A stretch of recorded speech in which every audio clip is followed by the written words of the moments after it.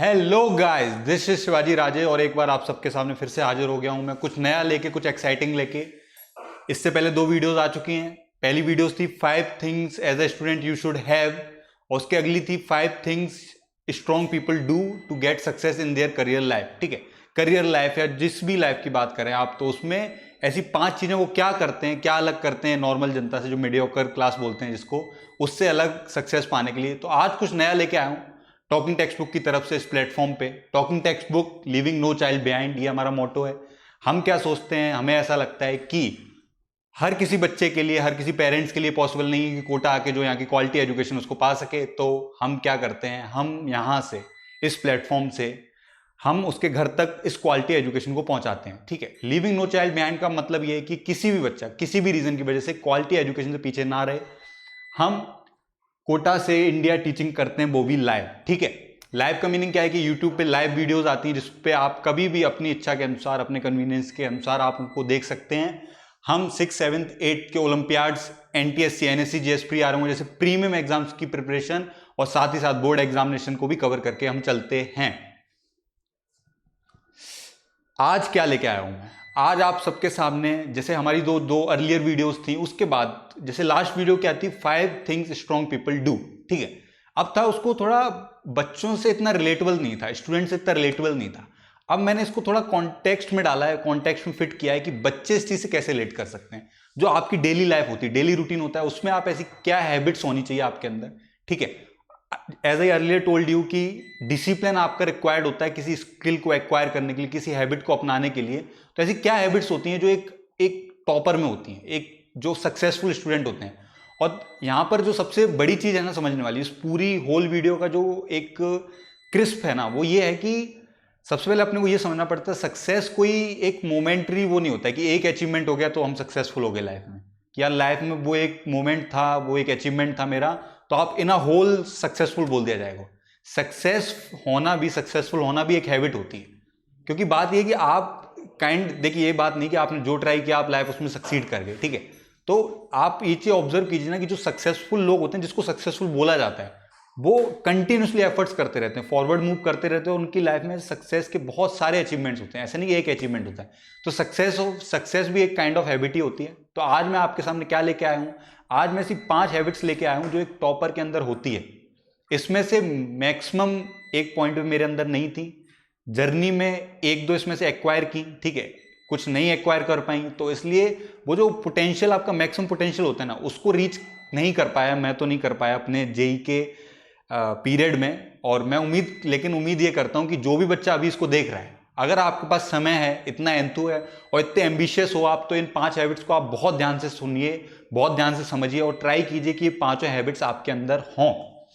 तो शुरू करने से पहले थोड़ा मैं अपने बारे में ब्रीफ देना चाहता हूं। As you know, my name is Shivaji Raje. ठीक है, मेरे अचीवमेंट्स में प्री आर्मी क्वालिफाई किया, मैंने एनएससी जेएस क्वालिफाई किया है। Currently I am studying in IIT Bombay first year as a freshman. ठीक है, और उस सबसे बड़ी बात है कि मेरे को पीजे सर ने मोर देन 5 इयर्स हो चुके हैं अब। ठीक है, जुलाई 2015 में सर के साथ जुड़ा था और अभी आजीवन साथ रहना है सर के साथ। ठीक है, तो और अभी टीटीवी में मैं एज ए एजुकेटर नहीं, as a consultant and coordinator जुड़ा हुआ हूं टीटीवी से। और आप सबके लिए जो मेरा एक्सपीरियंस रहा है पूरे 5 साल में। ठीक है, अब देखो बात बड़ी सिंपल है, सर का जो एक्सपीरियंस था, सर ने उस एक्सपीरियंस के बेसिस पे मुझे गाइड किया। ठीक है, अब उसमें मेरा एक्सपीरियंस भी इंटीग्रेट हो चुका है और उस सबको इंटीग्रेट करके मैं आप सबके सामने इस प्लेटफॉर्म पे लेके आ रहा हूं। आज का टॉपिक है 5 habits that a successful student have. तो पहली हैबिट क्या होती है, पहली हैबिट होती है they are proactive. Proactive word का मीनिंग क्या होता है, सबसे पहले तो इस चीज को समझिए। प्रोएक्टिव होता है कि देखो, कुछ लोग क्या होते हैं, जैसे न्यूटन का थर्ड लॉ है ना, कि एक्शन करस्पॉन्डिंग रिएक्शन होता है। तो वो जो क्लास ऑफ स्टूडेंट्स होती है, जो पहले कुछ हो जाता है ना जब उनकी लाइफ में, तब एक्ट करते हैं कि पहले कुछ खराब हो जाए तब अपन एक्शंस करना स्टार्ट करेंगे। पहले अब वो होमवर्क छोड़ देंगे सारा, उसके बाद उसको बैकलॉग की तरीके से कवर करने का ट्राई करते हैं। तो वो एक अलग क्लास होती है। और प्रोएक्टिव बच्चे कौन से होते हैं, प्रोएक्टिव बच्चे वो होते हैं जो पहले से प्लान करके चलते हैं, पहले से एग्जाम के लिए प्रिपेयर कर रहे हैं, पहले से प्लान कर रखा उन्होंने कि इस दिन ये चीज करनी है, उस दिन ये चीज करनी है। तो वो हर सिचुएशन के लिए तैयार रहते हैं। एक बहुत ही फेमस लाइन है, अगर आपने सुनी हो इसको, मैंने सुनी थी, जो हमारे रामदेव जी उनके मुंह से ये चीज सुनी थी कि तैयारी मत करो, तैयार रहो। तो प्रोएक्टिव बच्चा क्या होता है, तैयार रहता है। थोड़ा आयरॉनिक है ये कि तैयारी करोगे तभी तो तैयार रहोगे, बट काइंड ऑफ ये है कि आप हमेशा एक्टिव मोड में रहो, वर्क करते रहो। तो प्रोएक्टिव का मीनिंग है कि जो पहले से प्लान करके रखते हैं चीजों को, ठीक है। अगर इसको पॉइंट वाइज देखें तो वो क्या करते हैं, वो पहले से प्लान करके रखते हैं। Plan their studies as per their strength and weakness. ये बहुत इंपॉर्टेंट की वर्ड यहाँ पे क्या है, स्ट्रेंथ एंड वीकनेस। जैसे मैंने आपको एक अर्लियर वीडियो में बताया था कि सेल्फ ऑनेस्टी कितनी इंपॉर्टेंट होती है, क्योंकि अगर आप सेल्फ ऑनेस्ट होगे ना तो आप इस चीज को अच्छे से असेस कर पाओगे कि आपकी स्ट्रेंथ क्या, आपकी वीकनेस क्या है, और प्लान हमेशा उसी अकॉर्डिंग करना होता है। लेट्स सपोज मैं बोलूं कि आपका जो क्वाड्रेटिक इक्वेशन का चैप्टर है वो बहुत अच्छा है, ठीक है, लेट्स वो आपका बहुत अच्छा है क्वाड्रेटिक इक्वेशन। तो अब बात क्या है यहाँ पे कि यार अब क्वाड्रेटिक इक्वेशन पे रिक्वायरमेंट नहीं है और एनर्जी इन्वेस्ट करने के लिए। एनर्जी कहाँ पे इन्वेस्ट करनी चाहिए, लेट्स सपोज आपकी केमिस्ट्री वीक, तो आप वहां पे इन्वेस्ट कीजिए ना। तो आपको स्ट्रेंथ की जब क्लैरिटी है, वीकनेस की क्लैरिटी है, तो आपके जो वीक पॉइंट्स है ना उनको ट्राई कीजिए कि आप स्ट्रेंथ की तरफ लेके जाएं। आपका हमेशा जो एक फिलॉसफी रहनी चाहिए, एक फंडामेंटल फिलॉसफी, कुछ भी प्लान करते हुए, कुछ भी करते हुए, तो आप ट्राई कीजिए जो आपकी वीक पॉइंट्स हैं उनको आप कैसे अपने स्ट्रेंथ में बदल सकते हैं, ठीक है। तो ये प्लान इस तरीके से करना चाहिए, ठीक है। उसके बाद open to feedback but do not change very easily. अब इसका मीनिंग क्या है, इसका मीनिंग ये है कि भाई वो फीडबैक के लिए ओपन रहते हैं। और यूजली ये मेरे अंदर कमी थी, लेकिन एक अच्छे बच्चे की आदत मैंने देखी है कि वो एक एक पर्सन के पास जाके फीडबैक नहीं लेते हैं। उनको कोई देने आता है फीडबैक तो वो रिसीव करते हैं, उसको बहुत ही हम्बली रिसीव करते हैं। प्लीज नोट, हम्बली रिसीव करते हैं। और एकदम ऐसा नहीं कि किसी ने कुछ भी कह दिया और एकदम चेंज करना शुरू कर दिया। पहले वो बैठ के सोचते हैं कि यार ये पर्सन की इंटेंट क्या है, इसके पास इतना इनफ एक्सपीरियंस है या इतना इनफ इंटेलेक्ट है कि ये मेरे को कुछ सजेस्ट कर सकता है। तो वो सुनते तो बहुत ध्यान से, लेकिन वो करेंगे कि नहीं करेंगे इसका मतलब ये नहीं है कि भाई उनको किसी ने कुछ बोल दिया तो वो पक्का करेंगे ही, ऐसा नहीं होता है। वो सबकी सुनते हैं, बहुत ध्यान से सुनते हैं, बट इतनी आसानी से बदलते नहीं, ठीक है। उसके बाद आता है introspect on the feedback and bring necessary changes in their strategy. जैसे मैंने कहा कि आप देखिए प्लान उनके पास पहले से होता है क्योंकि वो प्रोएक्टिव है, ठीक है। अब लेट्स सपोज कोई आया, कोई टीचर ने कहा यार लेट्स सपोज किसी का नाम लिया, ठीक है, कि लेट्स सपोज मेरा को बोला के कि शिवाजी यार ये चीज तुम सही नहीं कर रहे, ठीक है। अब इंट्रोस्पेक्ट करने का मतलब मैं घर पे गया, मैंने सोचा कि यार सर ने मेरे को जो भी कहा है, ठीक है, अगर सर ने ये बात सही कही और मुझे वो सही लग रही तो उस अकॉर्डिंग मैं अपनी स्ट्रेटजीज में क्या चेंजेस ला सकता हूं, ठीक है। तो वो इस देखिए एक बहुत ही उस वे में मैंने आपको ये चीज बताई कि आप सोच सकते हैं कि किस स्टेप के बाद क्या स्टेप लेना है। पहले तो आप अपना खुद का प्लान बनाइए क्योंकि प्रोएक्टिव रहना है आपको, ठीक है। फिर आप फीडबैक के लिए ओपन रहिए, कोई आपको कुछ बताना चाह रहा है तो सुनिए बहुत ध्यान से, उसको इंट्रोस्पेक्ट कीजिए और उस अकॉर्डिंग अपनी स्ट्रेटजीज में चेंजेस लाइए। तो ये था मेरा पहला पॉइंट। दूसरा पॉइंट क्या है, देखिए दूसरा पॉइंट है what ever they start has an and. ये एक बहुत इंपॉर्टेंट चीज है। आप जो भी काम उठाए ना उसको कंप्लीट करना ये आपकी रेस्पॉन्सिबिलिटी है और बहुत ही बड़ी रेस्पॉन्सिबिलिटी है। क्यों? क्योंकि आप एक साइकोलॉजिकल वे में सोचिए इस चीज को, क्योंकि आपने भी ये चीज फील की होगी जब आप कोई चीज उठाते हो या कोई चीज जो आपसे सपोज्ड होती है कि आपको इतना सैंपल ऑफ वर्क करना है, ठीक है। अब लेट्स सो आप कुछ काम कर रहे थे बट आपने क्या किया, उस काम को आधा अधूरा छोड़ दिया। कोई भी रीजन हो सकता है उसका, XYZ रीजन, शायद हो सकता है कुछ और करने लग गए हो आप। जैसे एग्जांपल के लिए आपने कोई बुक उठाई कि मैं ये बुक करता हूं, ठीक है। आपने वो आधी बुक मतलब किसी चैप्टर को पिक किया आपने उस बुक में से, उसका आधे क्वेश्चंस कर लिए, आधे क्वेश्चंस नहीं किए, ठीक है। फिर आप किसी और बुक पे शिफ्ट कर गए। अब क्या होता है कि आप इस चीज को मानो ना मानो, भले ही उसमें सिर्फ 100 क्वेश्चन थे, अब आप अलग अलग बुक्स के 200 क्वेश्चंस लगा चुके हो, बट आप वो कॉन्फिडेंस नहीं आया होगा आपने, क्योंकि आपने किसी भी बुक को कंप्लीट नहीं किया। एक साइकोलॉजिकल वो लगता है यार आपको कुछ ना कुछ छूटा हुआ है, वो बैक ऑफ द हेड में हर वक्त चल रहा होता है कि यार कुछ ना कुछ छूटा हुआ है। तो जो एक अच्छा बच्चा होता है ना, या जिसको बोलना चाहिए successful student, so called successful student, उसके क्या ऐसे ओपन एंड्स नहीं होते, दिमाग में ऐसे क्योस नहीं मच रहा होता है। वो क्या बहुत सेटल्ड होता है और बहुत ही क्लियर होता है अपने माइंड में कि हाँ यार मैंने सब चीज जो उठाई थी वो खत्म की है, ठीक है। They have definite source to study from, ठीक है। और उनके प्राइमरी सोर्स बहुत फिक्स होते हैं। प्राइमरी सोर्स आप इसको ऐसे समझ लीजिए कि देखिए एक होता है ओटीपी किसको बोलते हैं, one time practice. Let's suppose कि आपने कोई चैप्टर पढ़ा, लेट्स सपोज मोशन पढ़ा, ठीक है। मोशन की आपकी जो कोचिंग की सीट थी, लेट्स सपोज आप टीटीवी में पढ़ते हैं, टीटीवी की जो एक्सरसाइज थी आपने उसको कंप्लीट कर लिया, ठीक है। फिर भी आपको मोशन में वो कॉन्फिडेंस नहीं आ पा रहा है, ठीक है। लेट्स सपोज आपको लग रहा है आपके टेस्ट में मार्क्स नहीं आ रहे हैं या आपको और प्रैक्टिस की रिक्वायरमेंट है, ठीक है। तो आपने कोई सी भी और किताब उठा ली, जैसे HCB आती है 10th क्लास की, 9th की आती है, 9th की HCB उठा के आपने उसमें मोशन चैप्टर कर लिया। नाउ यू फील कि यू हैव कॉन्फिडेंस, ठीक है। बट क्या HCB को आप अपना प्राइमरी सोर्स ऑफ लर्निंग बोल सकते हो? तो वो प्राइमरी सोर्स ऑफ लर्निंग नहीं होगा, वो वन टाइम प्रैक्टिस होगी। HCB होगी वन टाइम प्रैक्टिस, और TTV की जो बुक होगी या जो भी शीट होगी वो आपकी कहलाएगी ATP, ऑल टाइम प्रैक्टिस, ठीक है। तो प्राइमरी सोर्सेज फिक्स रखने होते हैं लाइफ में कि यार ये मेरे प्राइमरी सोर्स ऑफ लर्निंग है और ये मेरे सेकेंडरी सोर्स ऑफ लर्निंग है। कि अगर मेरे को लगता है कि प्रैक्टिस की रिक्वायरमेंट और है, मेरी प्रैक्टिस इनफ नहीं हुई है, तब मैं जो सेकेंडरी सोर्स ऑफ लर्निंग है, जो कि OTP बोलते हैं, वन टाइम प्रैक्टिस, उनकी तरफ देखूंगा। ठीक है, तो ये एक बहुत इंपॉर्टेंट चीज है, ये आप मेक श्योर कीजिए कि ये हो। ठीक है, they pick up any book with definite target and know when to stop reading that. वही मैं कहता हूं, बहुत ही स्पेसिफिक स्ट्रेटजी होनी चाहिए। स्पेसिफिक स्ट्रेटजी का मतलब क्या है कि वही जैसे मैंने अभी मोशन का एग्जांपल लिया, ठीक है, कि आपको जब ये फील होता है ना कि यार, और देखो इसमें ये चीज बहुत इंपॉर्टेंट हो जाती है कि देखो आपके लिए चीज पॉसिबल नहीं है कि आप ऐसे, क्योंकि 10,000 किताबें चलती हैं मार्केट में, ठीक है, तो आप कौन सी एग्जैक्ट बुक लगाओ, आपको ये आइडिया लगाना मुश्किल है। तो इसी में एक्सपीरियंस हेल्प करता है। आप अपनी एग्जैक्टली अगर प्रॉब्लम अपनी लाइफ को डिफाइन कर पा रहे हो, क्योंकि ऐसा मुझे लगता है कि लाइफ में बहुत लोग जो परेशान होते हैं ना, बहुत उनका मेन एक रीजन ये होता है कि वो परेशान तो है, उनसे पूछो कि परेशान हो, वो कहेंगे हाँ।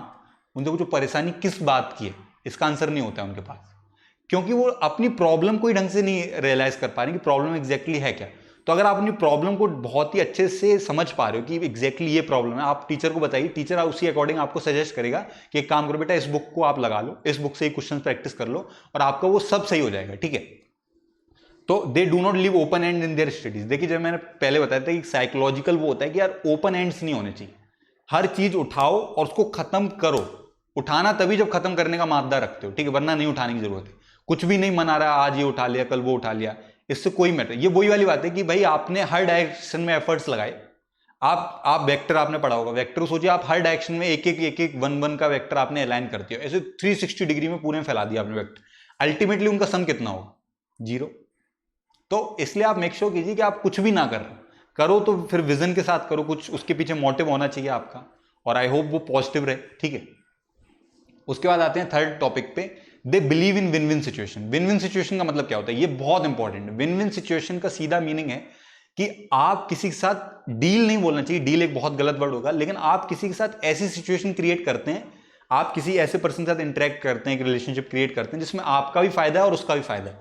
और अभी क्योंकि हम स्टडी के कंटेक्स्ट में बात कर रहे हैं तो इसका मीनिंग मैं समझाता हूं। लेट्स सपोज कि आपको केमिस्ट्री कम आती है, आपकी मैथ्स बहुत अच्छी है, ठीक है, आपको एक बच्चा मिलता है जिसकी मैथ्स वीक है लेकिन केमिस्ट्री बहुत अच्छी है, तो आपको ना ये बहुत ही फेवरेबल चांस है कि आप उसके साथ अगर इंटरेक्ट करोगे, उसके साथ रहोगे, उससे बात करोगे, उसको अपनी स्टडीज में इन्वॉल्व करोगे और अपनी स्टडीज में इन्वॉल्व होने दोगे उसको, तो फिर क्या होगा कि एक सिचुएशन क्रिएट ऐसी होगी, विन विन सिचुएशन, कि आपकी केमिस्ट्री इंप्रूव होगी, उसकी मैथ्स इंप्रूव होगी। नेचुरल बात है, ये प्रूवन फैक्ट है कि ये चीज होती है। तो विन विन सिचुएशन का मतलब ये होता है, ठीक है। अगर इसको पॉइंट्स में देखें, they set up partnership with those student who can help them in their studies, ठीक है। देखो ऐसा कुछ नहीं होता है कि यार मतलब के लिए दोस्ती कर ली हमने।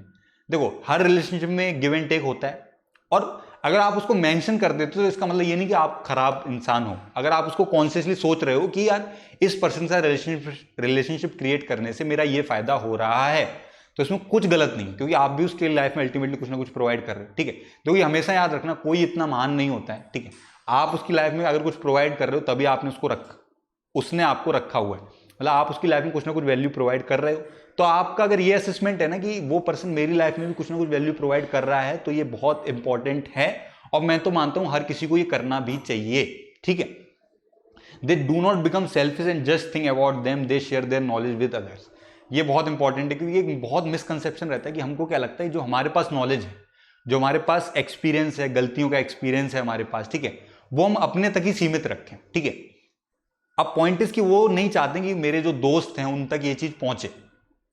यार ये थोड़ा गलत होता है, इसको अपने को सुधारना चाहिए। सुधारना क्यों चाहिए? क्योंकि देखो वही वाली बात है, यहाँ पे अगर हर कोई ये सोच के बैठ जाएगा कि मैं अपनी नॉलेज क्यों शेयर करूं, कहीं इसका फायदा हो गया तो उसने भी यही चीज सोच रखी है, उस वजह से आप तक भी तो नॉलेज नहीं आ रही। और एक बात याद रखना है, हमेशा अपने को तो फोकस ये करना चाहिए कि अपनी नॉलेज इंक्रीज होना, अपना नॉलेज का स्पेक्ट्रम है वो इंक्रीज करें, ठीक है। तो अब पॉइंट इज कि अगर आप किसी के साथ कुछ शेयर नहीं करोगे, तो अगर सबकी यही फिलॉसफी हो जाएगी तो वो लोग भी आपके साथ कुछ शेयर नहीं करेंगे, ठीक है। तो आपको इस चीज फोकस करना है। आप तो बस इतना सोचो, थोड़ा पॉजिटिवली सोचो कि लोगों का भला करते चलो, तो नेचुरली है कि आपका भी कोई ना कोई भला करेगा, ठीक है। तो आपको ये चीज करनी चाहिए कि आप भी अपनी जो नॉलेज है, आपके पास एक्सपीरियंस है कुछ ऐसा जो किसी की हेल्प कर सकता है, तो कर दीजिए, किसी के लिए मत रुकिए, ठीक है। आखिरी का, this way other good student also share their knowledge with them. देखिए सेम पॉइंट मैंने आपको बताया यहाँ पे, ठीक है। तो मैंने ऐसे पॉइंट्स में रखा है ताकि आप इसको स्लाइड्स पे देखते भी रहिए, खुद इंट्रोस्पेक्ट करिए। अगर आप मेरे को सुनने में इतने कंफर्टेबल ना हो या मेरी बात समझ में नहीं आ रही हो तो खुद इन पॉइंट्स को पढ़ के आप इनको समझ सकते हैं कि मैं आप तक क्या बात कन्वे करना चाह रहा हूं। इस तरीके से हमारा थर्ड पॉइंट कंक्लूड होता है। अब आते हैं फोर्थ पॉइंट पे, they synergise with efforts of their parents, teacher and peers. इसका मीनिंग क्या है? इसका मीनिंग ऐसा है कि देखो, बात लेट्स सो आप बहुत एंथु है आपके अंदर, ठीक है, किसी चीज को लेकर। लेट्स सो आप एनएससी जेएस की प्रिपरेशन कर रहे हो, आपके अंदर बहुत एंथु है कि यार एनएससी जेएस तो निकालना है। आपके पेरेंट्स भी चाहते होंगे, आपके टीचर्स भी चाहते हैं कि आपका भला हो, ठीक है। अब पॉइंट इज, देखो एक होता है टीचर के एफर्ट्स, एक होते हैं पेरेंट्स के एफर्ट्स, ठीक है, और एक होते हैं आपके एफर्ट्स, ठीक है। लेट्स सपोज ये आपके एफर्ट्स हैं, ये आपके टीचर के एफर्ट्स हैं, ये आपके पेरेंट्स के एफर्ट्स हैं। आपको क्या मेक श्योर करना होता है, और ये कंप्लीटली आपकी रिस्पॉन्सिबिलिटी है कि वो एफर्ट्स अलाइन हो। इसका मीनिंग क्या है कि लेट्स सपोज एक टीचर ने कोई चैप्टर पढ़ाया, उसने कहा बेटा एक काम करना, कल इस बुक में से ये 5 क्वेश्चन करके आना, ठीक है। आपने सोचा यार ये 5 क्वेश्चन तो नहीं करूंगा, मैं काम करूंगा इस XYZ बुक के ना 10 क्वेश्चन करूंगा, क्योंकि वो आपको लगता था कि वो सही है, वो करना सही है। हो सकता है बेटर भी होता, मे बी वो टीचर का एक्सपीरियंस कम है, उसकी नॉलेज कम है, ठीक है, कि आपने कुछ बेटर फिगर आउट कर लिया कि यार इस बुक के 10 क्वेश्चन करना ज्यादा बेनिफिशियल हो सकता है आपके लिए। बट पॉइंट इज कि जब नेक्स्ट डे आप क्लास में जाओगे तो वो टीचर वो 10 क्वेश्चन डिस्कस थोड़ी करेगा क्लास में, वो 5 क्वेश्चन ही डिस्कस करेगा। फिर आप ना तो उसकी डिस्कशन में पार्टिसिपेट ले पाओगे, और लेट्स सपोज उसमें क्या, उसने 5 क्वेश्चन में एक बहुत अच्छी चीज बता दी, तो क्योंकि आप होमवर्क करके नहीं आए हो तो आपको भले ही आपको ऐसा लगता है, आप अपने आप को एक सूडो सेटिस्फेक्शन दे लेते हो कि देखो यार डिस्कशन सुना तो है मैंने एटलीस्ट, तो अगर वो कोई अच्छी चीज बताएगा तो वो मेरे तक पहुंचेगी और मैं उसको यूटिलाइज कर लूंगा। लेकिन आप बिलीव कीजिए, आपका बस एक सूडो सेटिस्फेक्शन, एक डिल्यूजन है, ऐसा नहीं होता है कि टीचर ने कुछ अच्छी बात बताई वो भी आप समझ गए जब तक आपने होमवर्क नहीं किया था। तो अलाइन होने का मतलब क्या है, जो टीचर्स के एफर्ट्स हैं और आपके एफर्ट्स अलाइन होने का मीनिंग सिंपली है कि उसने जो 5 क्वेश्चन दिए वही 5 क्वेश्चन आप करके आए हो, तब होती है सिनर्जी, ठीक है। और ट्राई कीजिए रेजोनेट हो आपके एफर्ट्स, आपके टीचर के एफर्ट्स, आपके पेरेंट्स के एफर्ट्स, आपके पीयर्स के एफर्ट्स, सबके एफर्ट्स अलाइन होने चाहिए, क्योंकि अल्टीमेटली सबका मोटिव यही है कि आपका भला हो, ठीक है। तो आपकी रेस्पॉन्सिबिलिटी है ये मेक श्योर करना कि सबके एफर्ट्स अलाइन हों, ठीक है। They are smart enough to align efforts of their well wishers to their good use. Well wishers कौन होते हैं? टीचर्स, पीयर, पेरेंट्स, यही वेल विशर होते हैं। नेचुरल सी बात है आपके लिए, ठीक है। They know who are their well wisher and who are just wasting their time. Who are wasting their time, ये आप समझ रहे होंगे इसका मीनिंग, ये भी इंपॉर्टेंट है। तो इसमें कोई गलत नहीं होता है ऐसे लोगों को पीछे छोड़ना जो आपकी प्रोग्रेस में कोई कॉन्ट्रीब्यूट नहीं कर रहे हैं, ठीक है। आपकी प्रोग्रेस, जैसे मैंने आपको एक पहली वीडियो में बोला था कि आपकी लाइफ की जो काइनेटिक्स और थर्मोडायनेमिक्स है वो आपको मेक श्योर करनी पड़ेगी कि प्रोग्रेसिव है कि नहीं है। तो ऐसे लोग जिनके साथ रह के आपकी कोई प्रोग्रेस नहीं हो रही, इट्स बेटर कि लीव देम, ठीक है, छोड़ दो उनको, वहीं पे रहने दो, क्योंकि उनको प्रोग्रेस नहीं चाहिए लाइफ में। और अगर आपको भी नहीं चाहिए तो उनके साथ टाइम स्पेंड करते रहिए, और अगर चाहिए तो नई कंपनी ढूंढिए जो प्रोग्रेसिव पाथ पे आपको फॉरवर्ड मूव कराने में हेल्प करे, ठीक है। दे plan their time accordingly for studies and their personal life based on synergy between all of these, ठीक है। प्लान वाली बात पहले भी आ चुकी थी, तो वो इस तरीके से प्लान करते हैं कि उनकी स्टडीज भी मेक श्योर होती रहे, उनकी पर्सनल लाइफ भी, उनके कुछ ऐसी चीजें जो प्लेजर के लिए अच्छी होती हैं। बट नेक्स्ट स्लाइड में ये चीज आने वाली है कि प्रायोरिटीज होना, प्रायोरिटी रखना बहुत अच्छी बात होती है। प्रायोरिटीज आपकी सेट होनी चाहिए कि यार पहले ये आएगा, दूसरे नंबर पे ये आएगा, तीसरे नंबर पे ये आएगा, और you should always make sure कि कोई लोअर प्रायोरिटी चीज के लिए आप किसी हायर प्रायोरिटी चीज के साथ कॉम्प्रोमाइज नहीं कर रहे हो। ये भी एक इंपॉर्टेंट बात है, ये मेरा एक्सपीरियंस से एडिट कर रहा हूं मैं इस चीज में, ठीक है। दे think of their overall wellbeing, ये एक मोस्ट इंपॉर्टेंट पॉइंट है, ये सबसे सुटेबल पॉइंट है जहां पे कंक्लूड करना चाहिए था मुझे कि यार देखो एक आइडियल स्टूडेंट ना, जो मेरी नजरों में, और आप एक चीज मेक श्योर, आप अगर एक चीज ऑब्जर्व करोगे ना, जो सबसे अच्छे क्लास के टॉपर होते हैं, जिनको देख के एक पॉजिटिव फील आती है, एक उनकी वाइब्स आती है कि यार अच्छा फील होता है, वो क्या होते हैं, देखो उनका ओवरऑल वेलबींग होता है, वो अच्छे इंसान भी होते हैं। ऐसा नहीं सर आपकी मैथ फिजिक्स केमिस्ट्री अच्छी है या बायो भी अच्छी है, ठीक है। पॉइंट इज वो एक अच्छे इंसान होते हैं, वो लोगों की हेल्प भी करते हैं, वो स्पोर्ट्स भी खेलते हैं, वो अपनी फैमिली के साथ टाइम स्पेंड भी करते हैं। अब आपको लग रहा होगा टाइम तो बहुत कम है मेरे पास, मेरे को 10-10 घंटे स्टडीज में निकल जाता है, बट यही मैनेज करने वाली बात है। एक तो बात आप मेक श्योर कीजिए कि आपकी हर डायमेंशन थोड़ी प्रोडक्टिव रहे, आप जो भी टाइम स्पेंड जहां पे भी इन्वेस्ट कर रहे हैं बहुत ही फोकस्ड और प्रोडक्टिव टाइम स्पेंड कर रहे हो आप वहां पे, ठीक है। तो अब पॉइंट इज कि they think of their overall wellbeing का मतलब क्या है, most often they try to eat healthy, ठीक है। मोस्ट ऑफन लिखा है यहाँ पे, देखो जैसे मेरी भी एक बहुत गंदी हैबिट थी और अभी भी कहीं ना कहीं है, इसके लिए मेरे फादर मेरे को अक्सर क्रिटिसाइज करते हैं। और देखो मैं बहुत ऑनेस्टली यहाँ पे आपके सामने जो चीज लेके आ रहा हूँ, इसका मतलब ये नहीं कि एज इट इज मैं उसको फॉलो करता हूँ। ये वो चीजें नहीं जो मैं फॉलो करता हूँ या मैं कर पाता हूँ, ये वो चीजें जो सबको करनी चाहिए। मैं भी इसको रिवाइज ही कर रहा हूँ एक तरीके से, ठीक है। रिवाइज इन मीन कि ये सारी चीजें मुझे एक पॉइंट पे प्रशांत सर ने बताई थी, अब मैं आपके सामने वो लेके आया हूं अपने एक्सपीरियंस को इंटीग्रेट करते हुए। ठीक है, मेरा भी रिवीजन हो रहा है, मुझे भी इसमें 50% चीजें और फॉलो करना चाहिए, उनके लिए एफर्ट्स पुट करना चाहिए। आप भी इस चीज को असेस कीजिए कि आपके अंदर इसमें से कितनी क्वालिटीज हैं, कितनी हैबिट्स हैं जो आप फॉलो करते हो। पॉइंट टू पॉइंट आपको डिस्क्राइब किया ताकि आप अच्छे से असेस कर पाओ। ठीक है, कि आपके अंदर इसमें से कितनी क्वालिटीज हैं और कितनी नहीं, और कितनी आप एडॉप्ट करोगे इस वीडियो को देखने के बाद। ठीक है, place the part of their planning to relax their mind. ठीक है, इसका मीनिंग क्या है कि आपने दिन में लेट्स सो बहुत मेहनत की, आप वीक डेज पे बहुत मेहनत कर रहे थे, तो यार ये इंपॉर्टेंट हो जाता है कि देखो मेरे को क्या लगता है, एक फिजिकल इक्विलिब्रियम, मेंटल और इमोशनल, इन तीनों के बीच में इक्विलिब्रियम होता है। ये हेल्थ के एस्पेक्ट हैं, फिजिकल, मेंटल, इमोशनल, ये कहीं ना कहीं काइंड ऑफ एक इक्विलिब्रियम सेट होता है। तो इक्विलिब्रियम कैसा है, एक डायनामिक इक्विलिब्रियम। ठीक है, तो आपको ये मेक श्योर करनी चाहिए कि यार आप ऐसा नहीं कि भाई एक चीज पे इतना वर्क कर रहे हो कि दूसरी चीज पे ध्यान ही नहीं दे रहे हो। ठीक है, प्ले करना भी उतना इंपॉर्टेंट होता है, आपकी फिजिकल हेल्थ भी उतनी इंपॉर्टेंट है। तो आप मेक श्योर कीजिए कि वीकडेज के बाद कुछ ना कुछ आप ऐसी स्पोर्ट्स में इन्वॉल्व रहिए जो आपको थोड़ा फिजिकली उसमें आप इन्वेस्ट करोगे, मेहनत करोगे, तो आपको अच्छा फील होगा, डेफिनेटली अच्छा फील होगा। तो फिर आप पढ़ाई भी अच्छे से कर पाओगे। आप बिलीव कीजिए इस चीज का, अगर आप रोज सुबह डेली उठ के थोड़ा हाफ आवर भी वर्कआउट करोगे ना, तो आपका दिन बहुत प्रोडक्टिव बीतेगा, ऐसा मेरा बिलीव है। क्योंकि ये तो प्रूवन है मेरे लिए, मैंने ऐसा एक्सपीरियंस करके देखा है कि जिस दिन आप सुबह आधे घंटे वर्कआउट करते हो उस दिन आपका बहुत प्रोडक्टिव रहता है।